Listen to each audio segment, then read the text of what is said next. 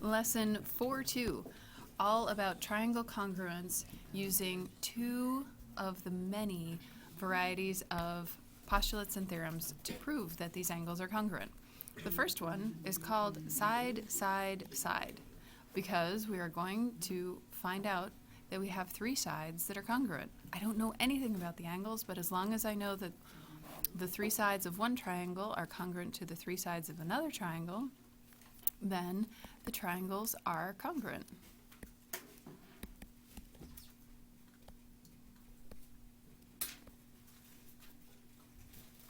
Now, let's name this. We'll start by naming it GHF. What would the other triangle have to be named? There's only one right answer. PQR. Now, here is another postulate. Side, angle, side. The order is very important here. If two sides and the included angle, we're going to define that in a moment, the included angle of one triangle are congruent to two sides and the included angle of another triangle, then the triangles are congruent again.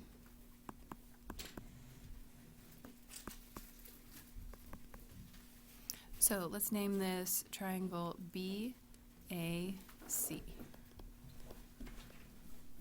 And if we named it BAC, then the other triangle would have to be named F, then down to E, then D.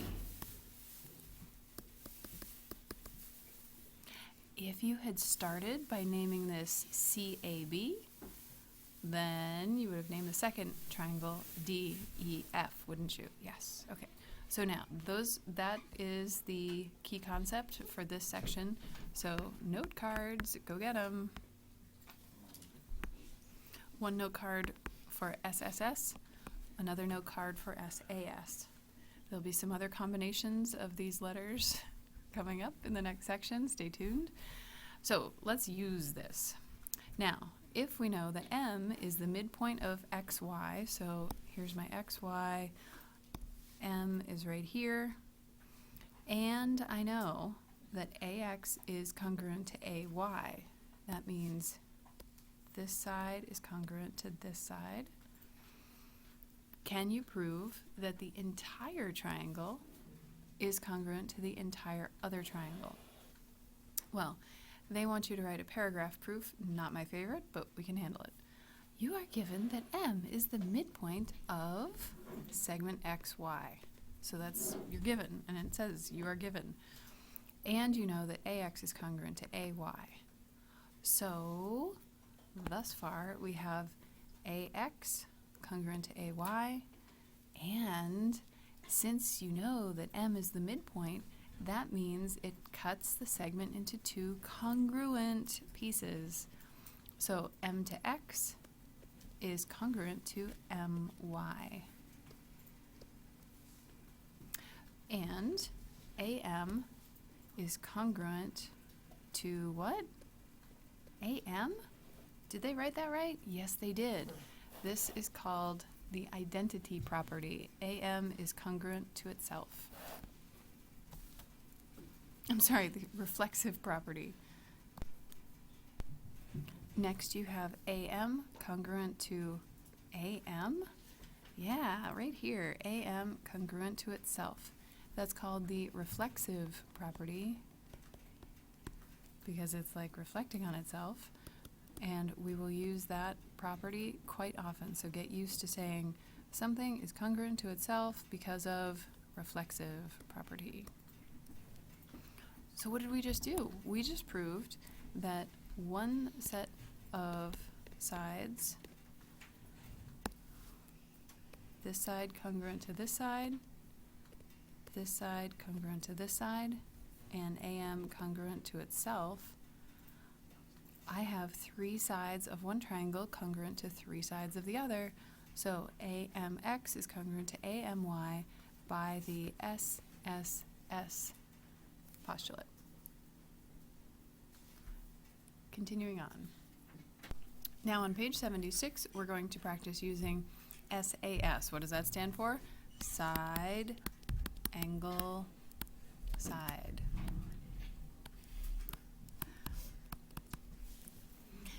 If they tell you that AD congruent to BC, what other information do we need to prove that ADC is congruent to BCD by side angle side?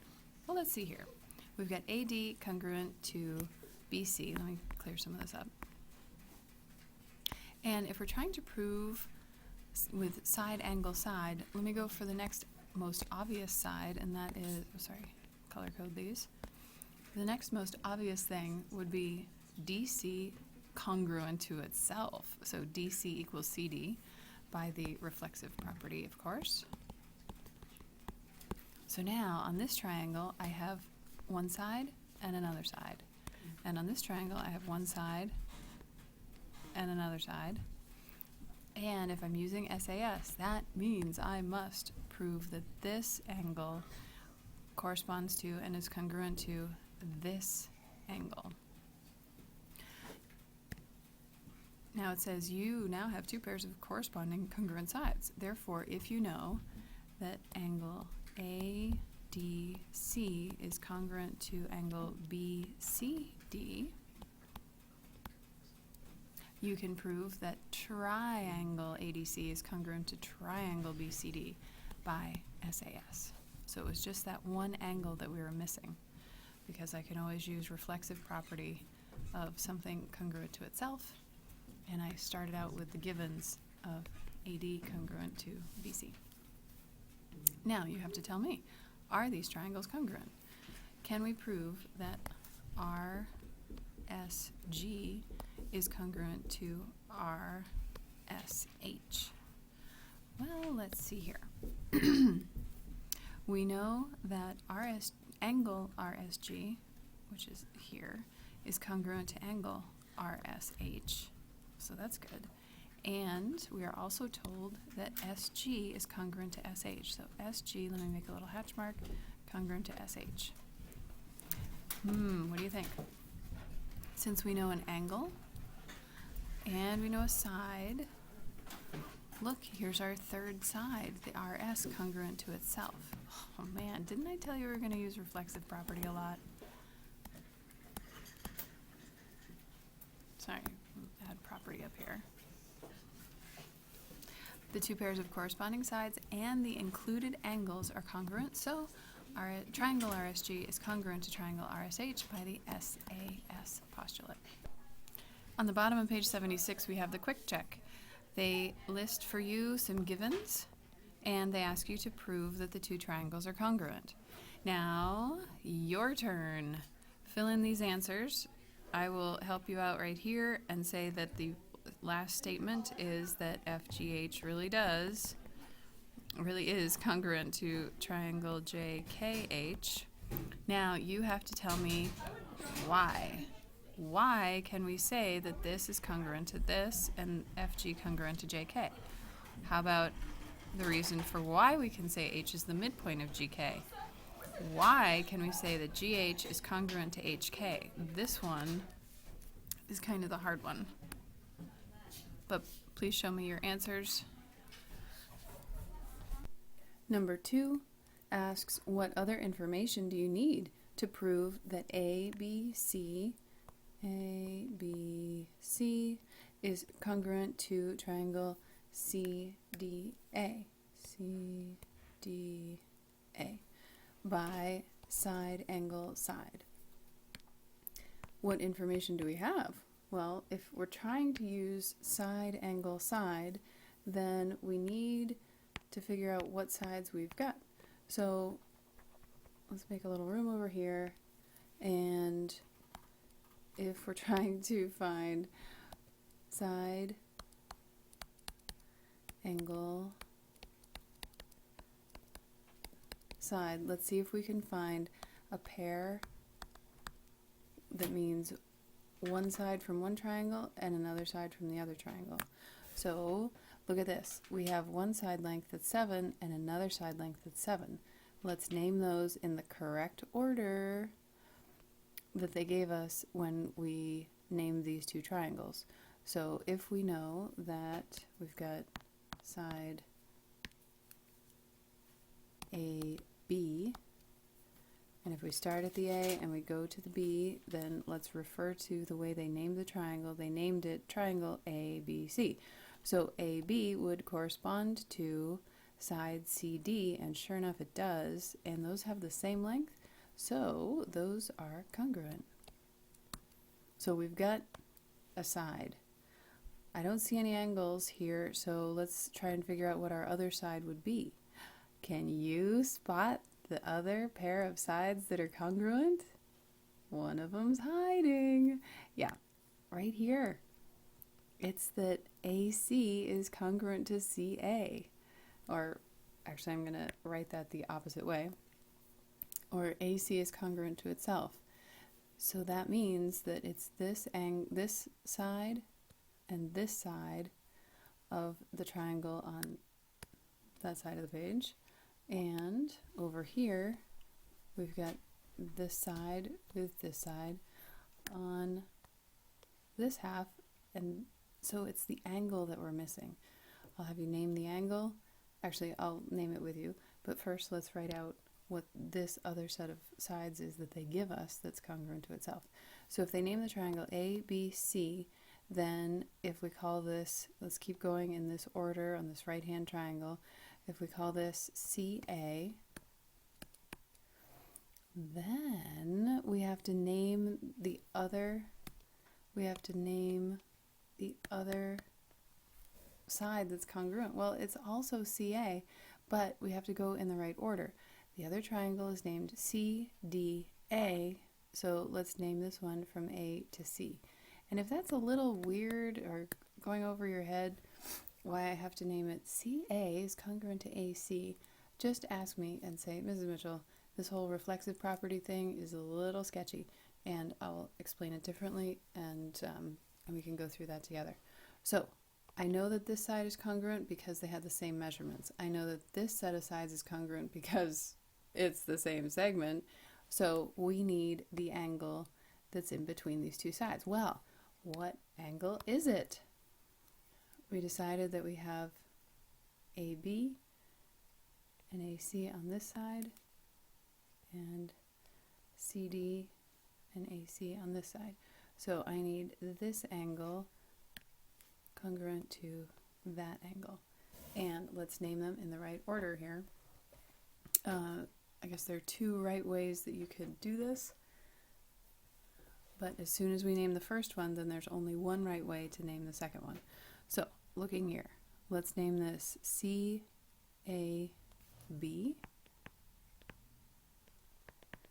Has to be congruent to, and what is the only correct way to name this now? ACD, that's right. So that's what you'll write in here. Angle CAB. This is the thing that was missing to use the side angle side postulate. And finally, number 3. From the information given, which means this diagram, can you prove that triangle AEB is congruent to triangle DCB? Well, let me write those out. I've got AEB, which means A to E to B. And yes, we close that. Congruent to triangle DBC. I wonder if they're congruent. Let's find out. Now, if you know that EB is congruent to EB congruent to CB, and another set of sides, AE congruent to DB, well, let's see what we got. If we have the angle in between them, then maybe we can use SAS. Let's find out. If we're going from A to E, then to B, that means I've got A to E, and look, they gave me a hatch mark right here, which, look at that, matches up with a hatch mark over here. And the way they name this, they start at A is the first point, okay, and then on the other triangle they use D as the first point. So yeah, that kind of makes sense. And they go from A, and the next point would be the E. Sorry, I'm blanking these out as we go here. So they start at A and they go to E. On the second triangle, they start at D and they go to B. Hey, that's great because they already marked this, that these are congruent. AE congruent to DB. That makes sense. Now, the other set of sides. New color, we've got EB, so from E to B, congruent to B to C. Oh, okay. Well, hey, look, they both have those two hatch marks, so that's good. EB congruent to BC. Now, can we use SAS here? Well, all you know is SSS and SAS. So at this point, I'm thinking that SAS is a good candidate. Well, it's the same question, kind of like number 2. What did we need to prove? I've got one set of sides. What about the angle? What would the angle be? And can you tell me if it's congruent? Yes, you can. It is. Let me zoom in on this here for you. Same diagram. Look at this. What do we call these kinds of angles that are formed by nothing more than a pair of intersecting lines? Right here. They're vertical angles and they're congruent. So I can name this angle, angle A, B, E.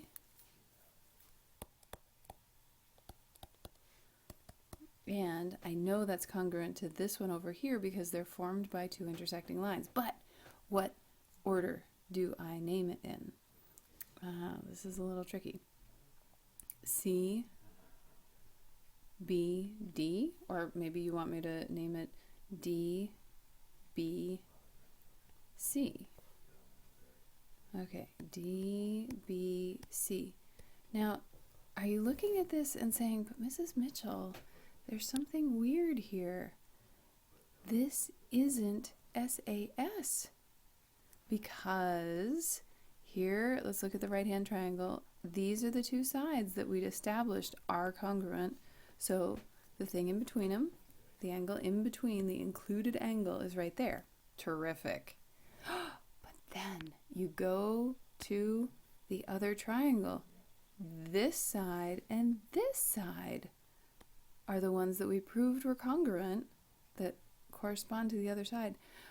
And so we needed this angle here to be the one that we proved was congruent. So this angle E is the one that's the included side for this triangle. But that's not what we have. We only have this set of vertical angles. So is this SAS? Unfortunately, so sad. It is not SAS because we couldn't prove that it was the included angle on this left side triangle. Okay, check over your stuff, finish your work here, and show me your answers. Thanks, guys.